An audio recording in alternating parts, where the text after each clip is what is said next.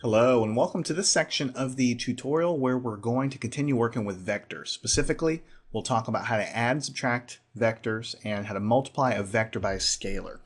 So first let's go ahead and create a quick vector. Let's say A is equal to a vector and we'll call this one, 5, 6, -2. We'll close this guy off. And of course we hit enter, Matlab repeats the vector back to us and says, okay, it's stored in variable A. Let's create a new vector. We'll call this one vector B, and we'll say that it's equal to, -2, 0, 3 or something like this. And we'll close this guy off and we'll hit enter. And so we have vector A and B both defined. If you, for whatever reason, clear the screen, you'll always have it over on the right-hand side where you can see what the values of the vectors actually are. Now to add and subtract vectors, it's just like you would imagine, A plus B. Now what's going to happen is when you hit enter here, Matlab is going to go ahead and look at the two vectors that we have and begin to add them up element by element. That is what vector addition really is whenever you have vectors here like this, what it's going to do is go element by element. So 5 plus -2 is 3, 6 plus 0 is 6, and -2 plus 3 is +1. So what's going to happen is it's going to do element by element addition to give you the answer here. Now it stores the answer in the generic variable answer because we didn't assign it anything, but I could do z is equal to a plus b or something like this, and then the value of the addition would be stored in the vector z, which is now vector because we've stored a vector in it, and then you can see the value of z contains what we have here. Now, the same thing happens when you, let me clear the screen here. The same thing happens when you do something like A minus B. You're going to go element by element. So it's 5 minus a -2 is going to give you 7. And it does that for each element. So in order to add and subtract vectors, the vectors must have exactly the same size. They have to have the same number of elements. And to show you that, if I create another vector, I'm going to call it bogus, and I just put, 2 elements in this guy.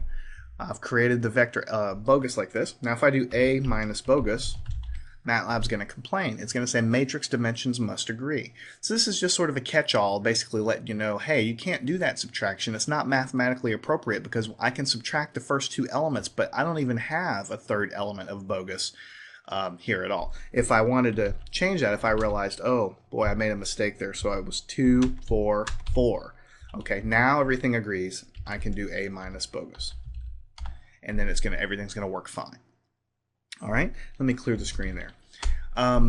So adding and subtracting vectors are very similar. It basically follows the rules of matrix algebra, because what I'm really not saying out loud so much, but I guess I'll go ahead and say it now, is these things that we're calling vectors, these lists of numbers, they're really just matrices with one row. I mean, this is column, first column, second column, third column. It just so happens that this matrix we're calling A has just one row, and so when they only have one row, we just call them vectors. But it's just a matrix that has one row. So in matrices, you have to have the two matrices look identical with as far as their dimensions go before you can add them or subtract them. So the same thing applies here because these are a sort of a subset, so they have to have the same number of elements. Now, if I wanted to multiply something times this vector A that I have here, like a number, if I wanted to say 5 times A, Matlab totally understands this kind of arithmetic. It's going to take 5 and multiply it by every element in vector A. So 5 times 5 is 25, 5 times 6 is 30, 5 times -2 is -10, right? If I wanted to do, I could even make a more complicated expression if I want to. 5 minus 25 squared, and I want to multiply that by, A minus B. That works out fine too. What's going to happen here is Matlab's going to compute what's the number that's going to be in front of this matrix here, or this vector, and then it's going to subtract the vectors. They have the same dimension, so it's going to be able to subtract them, and then it's going to multiply what's on the outside times each element of whatever we have arrived at from that subtraction. So it's going to do all that stuff for you in an instant and give you the answer. The answer should not surprise you that it has 3 elements because we had a vector here that we subtracted. So we have 3 elements of A minus B. When we do A minus B, we have 3 elements, right? So what's going to happen on the outside here is whatever the result of this is going to be distributed in, for lack of a better word, and applied to each one of these elements. So addition of vectors subtraction of vectors, and multiplication of vectors by a scalar, that's what we're doing here, are all very straightforward in Matlab. We're just showing you how it works here. Very simple. And so what I want to do now is close this section off, follow me on into future sections where we'll start talking about the dot product of vectors, the cross product, and how to do more involved math relations, among different vector quantities.